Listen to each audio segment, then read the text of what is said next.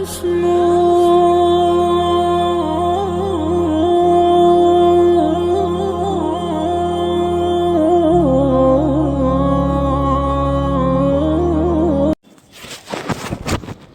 رب العزت ہم سب کی جملہ عبادات قبول فرمائے۔ دو باتیں جو ضروری ہیں وہ سن لیں۔ دیکھیں، رمضان المبارک کا مقدس مہینہ ہمارے درمیان سے گزر چکا ہے۔ رمضان کے آنے کا جو مقصد ہے وہ تھا گناہوں سے پرہیز کرنا، گناہوں سے بچانا۔ میں بارہا کہا کرتا ہوں، ہم رمضان کے آنے کا جو مقصد ہے وہ آدھا سمجھتے ہیں اور آدھا ہم حذف کر جاتے ہیں، کھا جاتے ہیں۔ وہ اصل میں مطلب کی چیز نہیں ہے نا۔ ہم لوگوں کو مطلب کی چیز بہت اچھی لگتی ہے اور بہت جلدی سمجھ میں بھی آتی ہے مطلب کی اگر ہوتی ہے، مطلب کی نہیں ہوتی تو ہم نظر انداز کر دیتے ہیں۔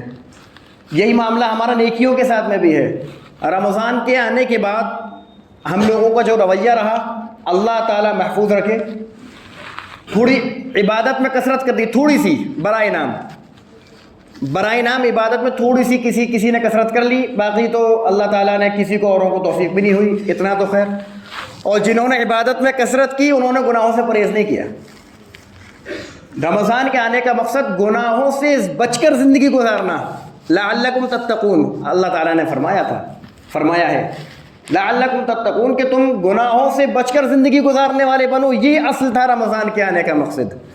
عبادات کی زیادتی تو نبی علیہ الصلوۃ والسلام کی سیرت سے ثابت ہے کہ آپ صلی اللہ علیہ وسلم اور صحابہ اکرام عبادات بڑھا دیا کرتے تھے، لیکن اکثر ہوا قرآن میں اس کا جو مقصد بیان کیا وہ یہ تھا کہ انسان اپنی زندگی کو جو عام زندگی میں عام حالات میں گناہ کرتا ہے اس سے پرہیز کرے، اس کو چھوڑے اور رمضان میں نیکی کی طرف آئے گناہ چھوڑ کر۔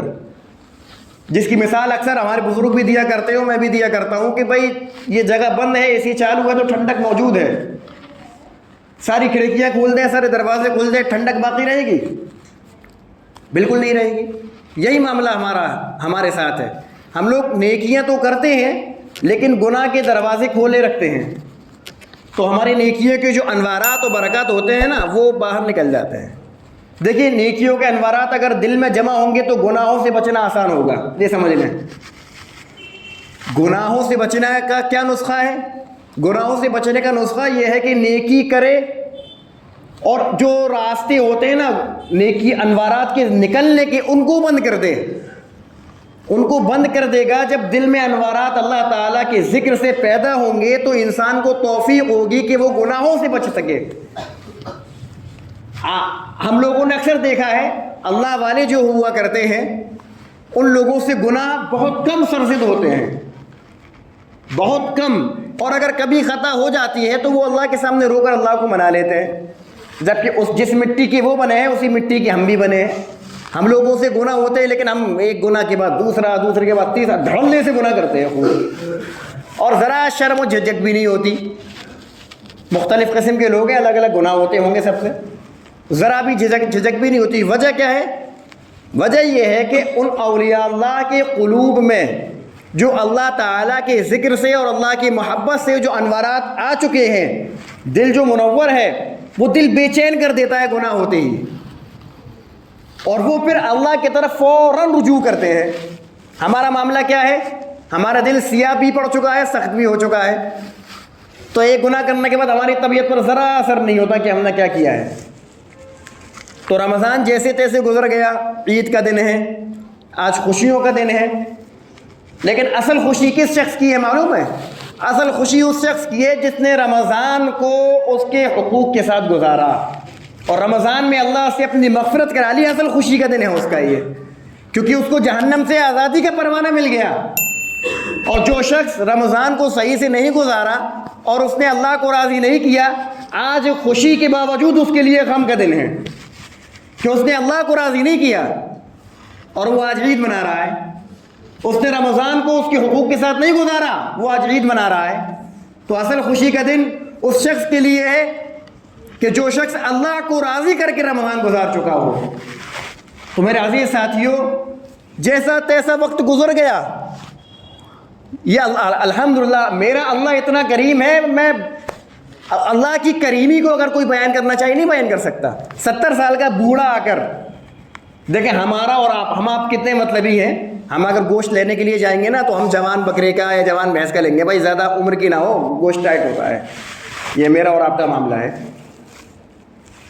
اور اللہ کا معاملہ کیا ہے؟ ساری زندگی انسان نے گناہ کی ہے، ساری زندگی. دل سے سننے کی ضرورت ہے. اگر دیکھیے انسان اس نیت سے سن لے اور دل سے سن لے تو گناہوں سے بچنا بہت آسان ہے. کوشش تو کر کے دیکھے، ہمت تو کرے تھوڑی سی.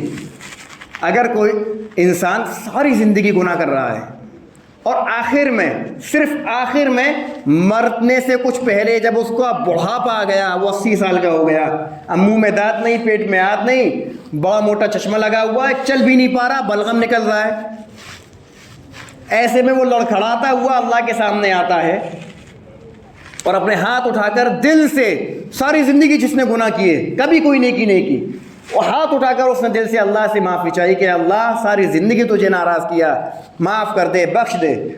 خدا کی قسم اگر اس نے یہ الفاظ دل سے کہے ہیں، میرا اللہ اس وقت میں اس کو معاف کر دیتا ہے، اس وقت میں اس کو اپنا ولی بنا لیتا ہے. ہاں یہ اللہ کی کریمی ہے. اور ہمارا اور آپ کا کیا معاملہ؟ بچے بیچ میں ہے، کیا بولوں میں؟ ہم لوگ اتنے بگڑ چکے ہیں.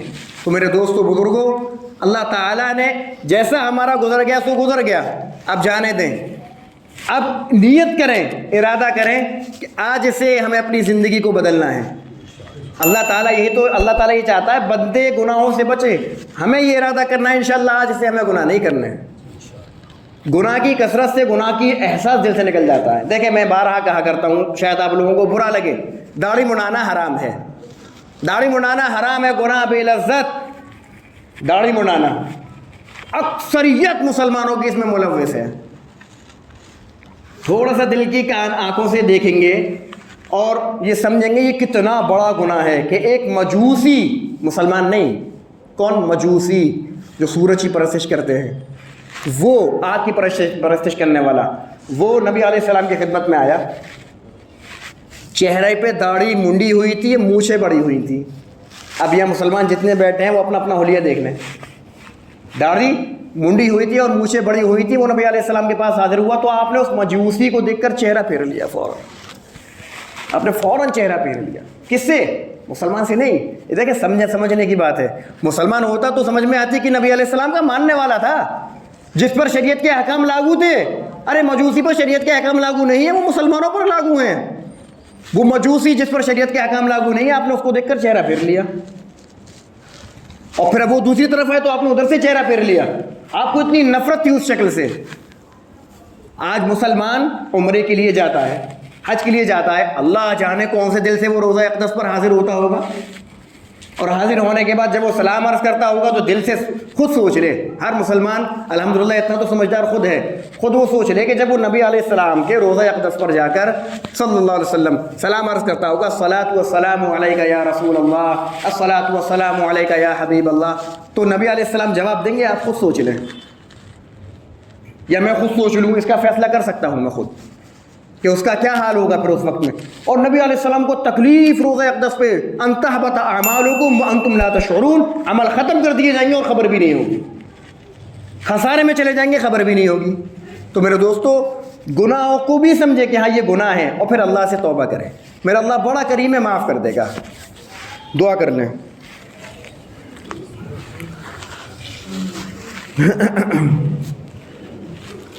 الحمد للہ رب العالمین الرحمن الرحیم مالک یوم الدین اللہم صل علی محمد وعلی آل محمد کما صلیت علی ابراہیم وعلی آل ابراہیم انک حمید مجید اللہم بارک علی محمد وعلی آل محمد کما بارکت علی ابراہیم وعلی آل ابراہیم انک حمید مجید یا اللہ یا رحمن یا رحیم یا حی یا قیوم برحمتک استغیث اصلح لنا شأننا كله ولا تكلنا إلى أنفسنا طرفة عين لا إله إلا الله الحليم الكريم سبحان الله رب العرش العظيم الحمد لله رب العالمين نسألك موجبات رحمتك وعزائم مغفرتك والغنيمة من كل بر والسلامة من كل إثم لا تدع لنا ذنبا إلا غفرته يا أرحم الراحمين ولا هما إلا فرجته ولا دينا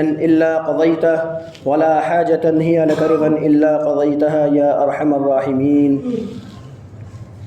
اے اللہ، اے اللہ، اے خالق کائنات، اے دونوں جہاں کے خالق و مالک، اے روز جزا کے مالک، اے ہم سب کو پیدا کرنے والے، اے ہمیں نیکیوں کی توفیق دینے والے، اے گناہوں سے بچنے کی طاقت دینے والے، اے گناہ کرنے پر سخت پکڑ کرنے والے، اے میرے اللہ، اے میرے اللہ، اے میرے اللہ، ہم سب گناہ گار ہیں، خطا وار ہیں، سیاہ کار ہیں۔ اے اللہ ہم سب کے گناہوں کو معاف فرما دیجئے، اے اللہ ہم سب کے گناہوں کو معاف فرما دیجئے، اے اللہ گناہوں کو گناہ سمجھنے والا بنا دیجئے، اے اللہ گناہوں کو گناہ سمجھنے والا بنا دیجئے، اے اللہ ہم سب کے گناہوں کو معاف فرما، ہم سب پر رحم فرما، ہم سب پر کرم فرما، اے اللہ اپنی رحمت سے معاف کر دے۔ اے اللہ ہم نالائق تھے، اے اللہ سارا رمضان کا مہینہ غفلت میں گزار دیا، اے اللہ تجھے ناراض کرتے ہوئے، اے اللہ اس ماہ کی، اس مبارک ماہ کی ہم نے قدر نہ کی، اے اللہ یقیناً گناہ گار ہیں، مجرم ہیں، اے اللہ لیکن اب آپ کے سامنے آئے ہیں، اے اللہ آپ سے امید لے کر آئے ہیں کہ آپ ہم سب کو معاف کر دیں گے۔ اے اللہ یقیناً آپ معاف کرنے والے ہیں، آپ معاف کرنے کو پسند فرماتے ہیں، آپ توبہ قبول کرتے ہیں، توبہ کرنے کو پسند فرماتے ہیں۔ اے اللہ ہم آپ کے سامنے آ کر اپنے گناہوں کی معافی چاہتے ہیں، اے اللہ ہم سب کو معاف کر دیجئے، اے اللہ ہم سب کو معاف کر دیجئے، ہم سب پر رحم فرما دیجئے، اے اللہ کرم فرما دیجئے، اے اللہ کرم فرما دیجئے۔ الہ العالمین گناہوں سے بچا لیجئے، اے اللہ گناہوں سے بچا لیجئے، جس طرح سے آپ نے آسمان کو زمین پر گرنے سے روک دیا، اللہ شیطان کو ہم پر مسلط ہونے سے روک دیجئے، اے اللہ شیطان کو ہم پر مسلط ہونے سے روک دیجئے، اے اللہ ہماری ساری زندگی نبی کریم صلی اللہ علیہ وسلم کی سنتوں کے مطابق بنا دے، اے اللہ ہماری زندگی کے ہر شعبے میں نبی کریم صلی اللہ علیہ وسلم کی سنتوں کو زندہ فرما دے، اے اللہ سنتوں کی ہوائیں چلا دے، اے اللہ سنتوں کی ہوائیں چلا دے، اے اللہ ہماری زندگی کے ہر شعبے کو نبی کریم صلی اللہ علیہ وسلم کی مسنون دعاؤں سے معطر فرما، اے اللہ ہماری زندگی کو نبی علیہ السلام کی دعاؤں سے خوشبودار فرما دے، اے اللہ ہمارے ہر جز کو نبی کریم صلی اللہ علیہ وسلم کے عمل کی مشابہ بنا دے، اے اللہ ہمیں عشق رسول عطا فرما دے، اے اللہ ہمیں محبت رسول صحیح معنوں میں عطا فرما دے، اے اللہ ہمیں صحیح معنوں میں نبی کریم صلی اللہ علیہ وسلم سے تعلق نصیب فرما دے، اے اللہ بچہ پریشان ہوتا ہے ماں باپ کی طرف جاتا ہے، بندہ پریشان ہوتا ہے پروردگار کی طرف آتا ہے، اے بے کسوں کی دستگیر، اے خالی جھولیوں کو بھر دینے والے، اے ٹوٹے دلوں کو تسلی دینے والے، ہم نے آپ کے سامنے اپنے دامنوں کو پھیلایا ہے، اے اللہ ہم میں کوئی کمزور ہے، کوئی ناتواں پریشان ہے، اے اللہ کوئی کاروبار کی وجہ سے پریشان ہے، اے اللہ کوئی اپنی بہن اور بیٹیوں کی وجہ سے پریشان ہے کہ ان کی عمر نکاح کو پہنچ چکی ہیں، اے اللہ کوئی کسی وجہ سے پریشان ہے، کسی کے گھر میں کوئی بیمار ہے، اپنے دل کی حاجتوں کو لے کر تیرے سامنے آئے ہیں، اے میرے اللہ، اے میرے اللہ دنیا کے سائل کو ایک در پہ نہیں ملتا تو وہ دوسرے پہ چلا جاتا ہے، دوسرے پہ نہ ملے تو تیسرے پہ چلا جاتا ہے، اے اللہ دنیا کے سائل کا مسئلہ نہیں ہے، ہمارا مسئلہ ہے، اے اللہ ہم تیرے در کے سوا اور کون سے در پہ جائیں، اے اللہ اگر تو قبول نہیں کرے گا تو کس سے مانگیں گے،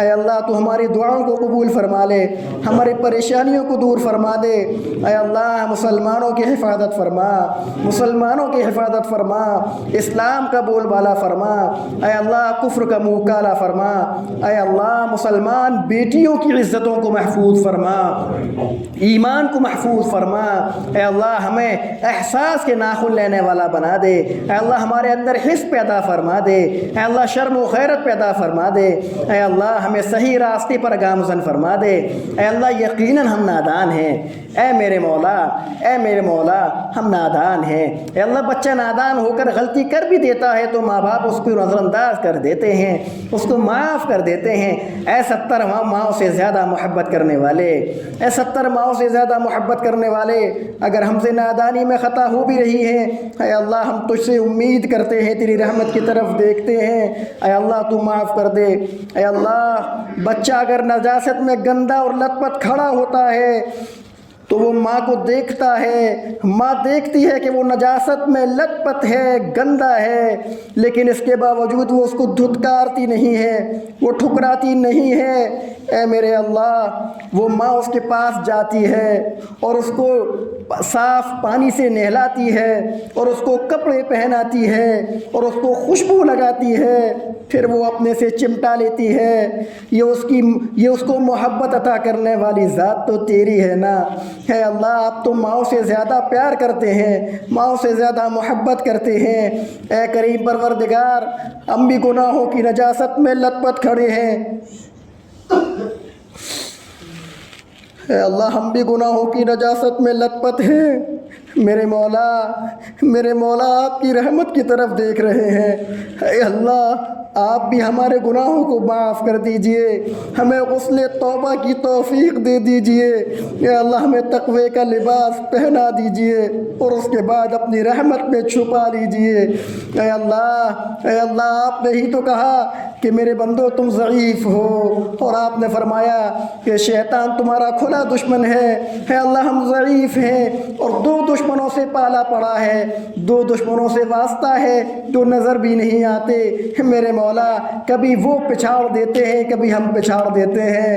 اے اللہ، ہم ضعیف ہیں۔ اے اللہ، آپ اپنی مدد شامل حال فرما دیجئے۔